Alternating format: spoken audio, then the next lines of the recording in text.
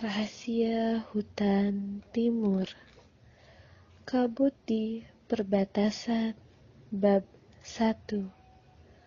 Awal dari sebuah larangan kuno.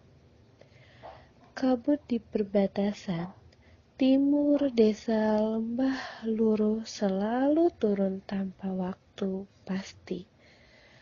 Terkadang menjelang fajar, terkadang saat senja menggantung. Di antara cahaya dan kegelapan, kabut itu tidak pernah benar-benar lenyap. Ia seperti napas panjang dari bumi yang menolak dilupakan. Penduduk desa menyebutnya napas hutan timur. Bagi mereka yang lahir di desa, kabut bukan sekedar fenomena alam, melainkan tanda batas. Di sanalah dunia manusia berakhir dan dunia roh dimulai. Sejak dulu para tetua menunturkan kisah yang sama dengan nada bergetar, bahwa di balik kabut itu berdiri hutan yang dijaga oleh makhluk tua, lebih tua dari waktu itu sendiri. Setiap keluarga memiliki cerita kehilangan, leluhur yang menghilang, pemburu yang tak pernah kembali, atau suara panggilan dari balik kabut yang membuat orang tersesat selamanya. Maka lahirlah satu aturan tak tertulis. Jangan pernah melangkah ke dalam hutan timur setelah senja. Namun, pagi itu kabut turun lebih pekat dari biasanya. Kabut seputih susu menelan sawah, menyembunyikan gunung di kejauhan, bahkan menelan suara ayam jantan yang biasa membangunkan desa. Suasana menjadi senyap, dan udara membawa aroma tanah basah bercampur sesuatu yang samar, seperti bau dupa dan logam. Dr. Arya Tanu, arkeolog muda dari universitas ternama, berdiri di tepi jalan tanah menatap kabut itu dengan rasa ingin tahu yang tak dapat ia sembunyikan. Bagi Arya, hutan bukanlah tempat terlarang, melainkan peta sejarah yang menunggu untuk dibaca. Ia datang ke desa dengan izin penelitian untuk menelusuri reruntuhan kuno yang diyakini tersembunyi di jantung hutan timur. Namun, penduduk desa tidak menyambutnya dengan hangat. Tatapan mata penuh kekhawatiran menyertainya setiap kali ia bertanya tentang jalur menuju hutan. Seorang pria tua di warung kopi bahkan berbisik lirih, anak muda hutan itu tidak suka diusik. Banyak yang masuk dengan niat baik, tapi tak ada yang kembali dengan mata yang sama. Arya hanya tersenyum sopan. Saya mencari fakta, Pak, bukan cerita. Ucapan itu membuat suasana warung membeku. Seorang perempuan setengah baya yang sedang menumbuk kopi berhenti lalu berkata tanpa menoleh, "Di desa ini, Nak, cerita adalah fakta. Yang tak percaya biasanya jadi bagian dari cerita berikutnya." Menjelang sore, Arya ditemani oleh Raina, pemandu lokal yang direkomendasikan kepala desa. Raina berwajah tegas dan berhati-hati, mengenakan kain panjang dan membawa sebilah pisau kecil yang tergantung di pinggangnya. Ia menatap kabut seolah menatap sesuatu yang hidup. "Sebelum kita lewat, ada hal yang kau harus tahu," katanya. "Kabut ini bukan hanya udara. Ia bisa mendengar." Arya tertawa kecil. "Kau percaya itu?" Raina menatapnya datar. "Aku tidak percaya. Aku tahu." Ia kemudian menunduk mengambil segenggam tanah di tepi jalan dan menaburkannya ke arah kabut sambil berbisik pelan dalam bahasa yang tidak dimengerti Arya. "Untuk meminta izin, jelaskan singkat. Kalau tidak ada hutan, akan menganggapmu tamu yang sombong." Arya mengangguk ragu, lalu melangkah ke dalam kabut. Udara di dalamnya langsung berubah dingin, padat dan berat seperti menekan dada. Suara langkahnya terasa teredam. Raina berjalan di belakang, memperhatikan sekeliling dan waspada di kejauhan. Terdengar suara burung aneh yang memanggil, tapi nadanya lebih menyerupai isakan.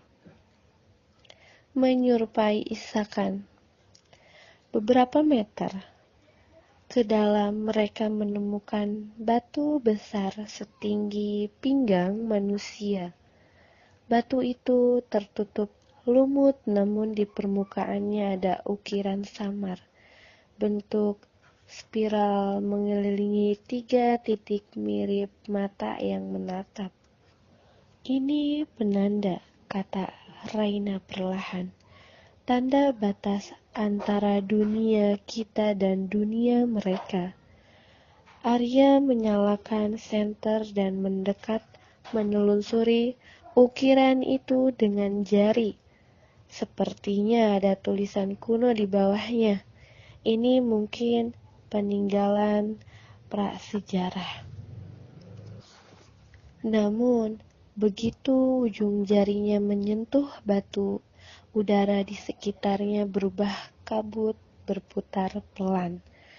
Dan dari dalam hutan terdengar suara ririh seperti napas panjang atau bisikan yang memanggil nama seseorang. Raina langsung menarik tangannya. "Kau gila. Batu itu tidak suka disentuh." "Tapi ini hanya batu." "Tidak." Raina menatapnya tajam. "Itu bukan hanya batu. Itu gerbang." Arya menatap kabut di depan mereka, yang kini berputar seperti tirai hidup, memantulkan cahaya aneh dari dalamnya. Di balik kepadatan kabut ia seolah melihat sekilas bentuk pohon-pohon raksasa yang berdiri diam, tapi terasa seolah sedang mengamati. Ia menarik napas panjang. "Kalau begitu," katanya dengan nada penuh tekad, "disitulah sejarahnya dimulai." Dan dengan langkah pertama yang menembus kabut, larangan kuno yang dijaga selama berabad-abad pun pecah. Malam pertama di dalam hutan. Langit mulai kehilangan warnanya ketika Arya dan Raina menebus batas kabut. Matahari tenggelam cepat seolah-olah sinarnya enggan memasuki wilayah itu. Hutan di depan mereka tampak seperti dunia lain. Pepohonan tinggi menjulang, daunnya berkilau, lembab oleh embun, dan suara-suara aneh terdengar dari segala arah serangga yang mendengung rendah. Suara burung yang seperti tertawa dan gemuruh samar seperti langkah kaki raksasa jauh di dalamnya. "Berhenti di sini," ujar Raina tiba-tiba menurunkan ranselnya. "Kita tak boleh melanjutkan perjalanan malam ini." Arya menatap jam tangannya. "Masih terlalu sore untuk berkemah. Kita baru berjalan 1 jam." "Di hutan ini," jawab Raina datar, "malam datang lebih cepat daripada waktu." Ia menyalakan api kecil dari ranting kering yang ia bawa lalu membentuk lingkaran garam halus. Di sekelilingnya tempat duduk mereka, Arya memperhatikan dalam diam. "Untuk apa itu?" tanyanya sambil mengeluarkan buku catatan. "Untuk batas," kata Raina singkat, "agar mereka tahu kita datang dengan damai." "Mereka?" Arya mengerutkan keningnya. Raina menatapnya tanpa ekspresi. "Kau akan tahu nanti." Suasana di sekitar mereka menjadi semakin pekat. Kabut yang tadinya hanya menyelimuti, kini seperti menekan dari segala arah. Api unggun berkerap memantulkan cahaya oranye ke batang-batang pohon yang berlumut. Arya menulis di buku catatannya. Kabut tampak mengandung partikel lembab yang bereaksi terhadap panas. Mungkin ada senyawa sulfur atau fosfor alami di dalamnya. Ia berusaha menenangkan pikirannya dengan sains, cara terbaik untuk melawan rasa takut perlahan muncul tanpa sebab. Namun, Raina tidak mencatat apapun. Ia duduk diam, pandangannya tak lepas dari kegelapan di balik kabut. Tiba-tiba dari arah utara terdengar suara gemirisik. Langkah-langkah ringan teratur, seperti seseorang sedang berjalan di antara pepohonan. Arya berdiri, menyorotkan senter ke arah itu. "Siapa di sana?" serunya. Tak ada jawaban. Hanya pantulan cahaya yang mengenai sesuatu di kejauhan. 2 titik kecil berwarna kehijauan seperti mata yang memantulkan sinar. Namun, ketika Arya melangkah maju, Raina menahan lengannya keras-keras. "Jangan," katanya pelan. "Kalau kau membalas tatapannya, dia akan tahu wajahmu." Arya menatapnya bingung. "Kau pikir itu hewan?" Raina tidak menjawab, hanya berkata dengan suara rendah, "Apapun yang kau lihat di hutan ini, jangan pernah menyapanya lebih dulu." Malam semakin larut. Kabut menebal lagi hingga suara api sendiri terdengar jauh. Raina akhirnya berbicara setelah lama diam. "Dulu, sebelum desa berdiri, hutan ini dijaga oleh makhluk yang disebut penunggu timur. Ia diberi persembahan setiap musim panen, agar kabut tidak menelan ladang-ladang kami. Tapi suatu hari perjanjian itu diingkari. Sejak itu kabut tak pernah mau pergi. Arya menatap wajah Raina yang diterangi cahaya api. Ada kesedihan di matanya. "Kau percaya itu benar?" tanyanya lembut. Raina menatap ke tanah. Suaranya hampir tak terdengar. "Aku tidak hanya percaya, aku kehilangan seseorang karena kabut ini." Arya terdiam. Ia ingin bertanya lebih jauh, tapi Raina sudah berbaring, membelakangi api menutup matanya. Malam menjadi sunyi kembali, hanya suara desir lembut daun yang berserakan. Arya membuka buku catatannya, tapi pena di tangannya tak bergerak. Entah mengapa, di tengah diam itu ia merasa ada sesuatu yang menatap dari balik kabut. Ia mengarahkan senter lagi ke arah utara. Kosong. Namun, sesaat kemudian, ia melihat sesuatu di tanah, jejak kaki basah, kecil dan mengarah ke dalam lingkaran garam yang dibuat Raina tadi. Jejak itu berhenti tepat di belakang tempat duduknya.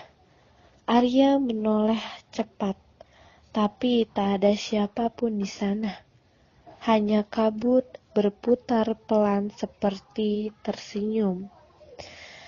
Menjelang tengah malam, Raina terbangun oleh suara gemirisik.